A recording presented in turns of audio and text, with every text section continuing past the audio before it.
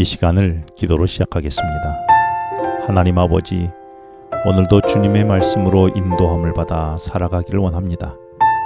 오늘 제게 주시는 말씀이 오늘 살아가는 저의 능력이 되게 하여 주시옵소서. 성령 하나님, 저로 말씀을 듣는 것으로 마치지 않고 말씀으로 오늘을 살아가도록 도와 주시옵소서. 예수님 이름으로 기도합니다.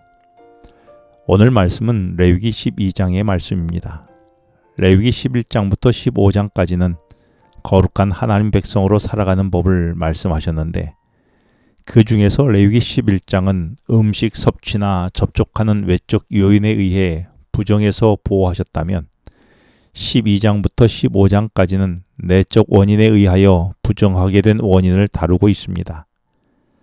오늘은 출산하는 일로 부정하게 된 여인을 어떻게 정결하게 하여 거룩한 삶을 살도록 하는지 묵상하겠습니다.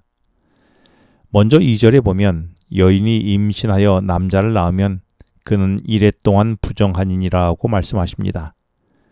그래서 6절로 8절은 부정한 기간을 지나서 속죄 제사를 드리도록 했습니다.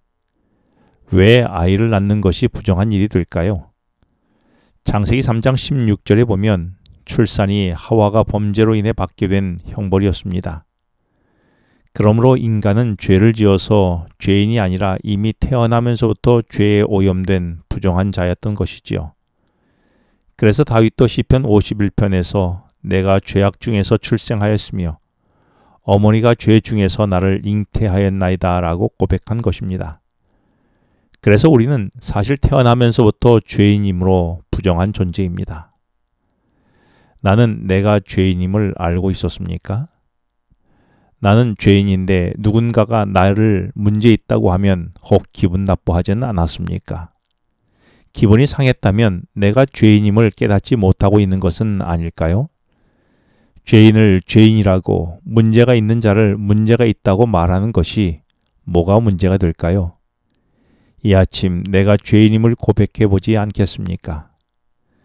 그런데 3절에 태어난 남자아이에게 8일 만에 할례를 행하라고 합니다. 할례는 하나님 백성된 표시인데, 이는 죄악된 자아를 죽이고 하나님의 자녀로 거듭난다는 의미가 있습니다. 태어난 지 8일 된 아이가 스스로 무슨 죄를 범했겠습니까? 그런데도 할례를 행하라고 한 것은 모든 사람이 나면서부터 그리스도의 보배로운 피로 죄를 제거하고 마음의 할례를 받아 하나님의 백성으로 거듭나야 하는 존재임을 알려주신 것이 아닐까요? 그래서 바울은 골로새서 2장 11절 13절에 할례로 말미암아 범죄로 죽었던 우리를 사하시고 살리셨다라고 말씀하고 있습니다. 나를 감싸고 있는 제거해야 할 죄의 포피는 무엇입니까? 마음의 할례를 통해 구원의 은혜를 경험하는 오늘의 나의 삶이 되어보지 않겠습니까? 두 번째로 여인의 출산이 부정하다는 말 속에서 성경이 말하는 정결과 부정을 구분하는 중요한 개념을 이해할 필요가 있습니다. 레위기서가 말하는 정결과 부정을 구분하는 중요한 개념 중 하나는 생명과 죽음입니다. 생명과 가까울수록 정결한 것이고 죽음과 가까울수록 부정하다는 것입니다. 그런데 레위기 17장 11절은 육체의 생명이 피에 있다라고 말씀하십니다. 피를 흘렸다는 것은 생명을 흘려보내 죽음에 가까워졌다는 것이죠. 그러므로 왜 여인의 출산과 월경을 부정한 것으로 표현했는지 그 이유를 우리는 알게 되는 것입니다. 출산과 월경 자체가 부정해서가 아니라 이것들이 생명인 피를 흘리는 상태였기 때문에 부정하다는 것입니다. 피의 유출은 생명을 상실하고 생명의 위협을 가해지는, 다르게 표현하면 죽음과 가까워지는 상황이기에 부정하다고 말하는 것입니다. 실제로 출산 후와 월경 후에 여인의 몸은 가장 약해집니다. 그래서 산후조리가 필요한 것이 아니겠습니까? 그런데 이런 출산한 여인은 2절과 4절에서 남자아이를 낳은 경우는 일주일과 33일을 보태서 40일간 지내야 정결해진다고 하고, 5절에서는 여자아이를 출산한 경우는 2주일과 66일이 지난 80일이 지나야 정결해진다고 합니다. 왜 출산 후에 이런 기간이 필요했을까요? 이것은 하나님께서 출산한 여인을 위한 배려였습니다.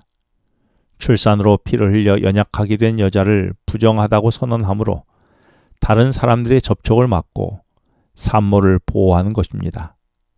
남자를 출산한 산모에게는 40일의 시간을, 여자를 출산한 산모에게는 80일의 시간을 산모에게 주어 공동체 안에서 배려를 받으며 연약한 육체를 회복할 수 있도록 해주신 것입니다. 두 경우의 시간 차이의 이유는 정확히 알 수는 없지만 분명한 것은 출산한 산모를 향한 하나님의 배려임을 우리는 알 수 있습니다. 그러므로 출산 후 규례를 비롯한 모든 정결 규례는 우리를 억압하는 수단이 아니라 우리를 사랑하시고 보호하시는 하나님의 은혜의 수단인 것이지요. 거룩의 요구 속에 담긴 하나님의 은혜와 사랑은 우리의 주위에 연약한 이들을 배려하고 생명의 기운을 북돋도록 한 것입니다. 나의 주위에 배려받아야 할 연약한 자들은 누구입니까? 그들을 배려하고 회복하도록 돕는 것이 우리의 역할이 아닐까요? 기도하겠습니다. 하나님 아버지, 우리가 거룩해지고 정결해지기 원하시는 주님의 뜻에 따라 거룩한 삶을 살게 하여 주시옵소서. 무엇보다도 주변의 연약한 자들을 돌아보고 격려하며 배려하는 오늘의 삶이 되도록 인도하여 주시옵소서. 예수님 이름으로 기도합니다. 지금은 개인 기도 시간입니다. 오늘 주신 말씀을 묵상하면서 주어진 기도 제목과 개인 기도 제목을 놓고 기도하시겠습니다.